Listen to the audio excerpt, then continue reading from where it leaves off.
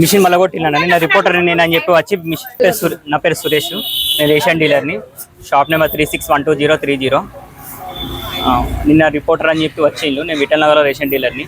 Reporter అని వచ్చి నన్ను బెదిరించి బియ్యం ఇస్తావా, నువ్వు నన్ను ఏం చేస్తావు అని చెప్పి నన్ను కొట్టిండు సార్. మిషన్ ఎత్తేసిండు, బ్యాటరీ పోయింది, బ్యాటరీ దొరకలేదు. నిన్న నోటికి ఏది వస్తుంది తిట్టిలు ఈ జనాలు అందరూ ఘోరంగా సార్.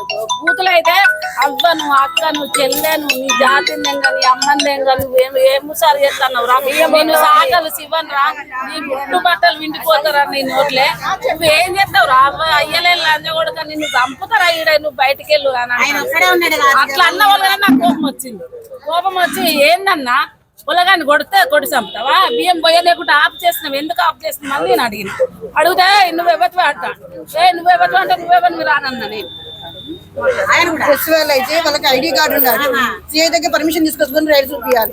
ఆయనకి ఏ రోజు ప్రకారం డీలర్షిప్ దగ్గరకు వచ్చింటారు. గత 30 సంవత్సరాల నుంచి వాళ్ళ నాన్న పని పోస్తాను, ఆయనకి ఏ రిమార్క్ లేదు. కాకపోతే కూడా ఫోన్ చేసి పిలిపించి బియ్యం పోతున్నట్టు 15 రోజులు.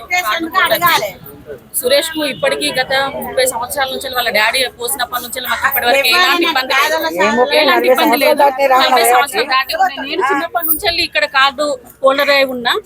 ఎప్పటి నుంచి గత ఇన్ని సంవత్సరాల నుంచి ఈ సురేష్ మీద ఎందుకు ఇంత అవమానంగా జరుగుతుందో ఈ సిఐ గారి దగ్గరికి, ఎస్ఐ గారి దగ్గరికి, ప్రతి ఒక్క దగ్గరికి, మండల రెవెన్యూ ఆఫీసర్ దగ్గరికి, కలెక్టర్ ఆఫీస్ దగ్గరికి కూడా వెళ్ళడానికి మేము సిద్ధంగా ఉన్నాం. ఆయనకి ఎలాంటి అన్యాయం జరిగినా మేమందరం ఊరుకోవడానికి ఒప్పుకోవట్లేదు. ప్రతి ఒక్కరు కానీ ఈ స్పందించి మీరు ఎట్టి తగిన చర్య తీసుకోవాల్సిందిగా నేను కోరుకుంటున్నా.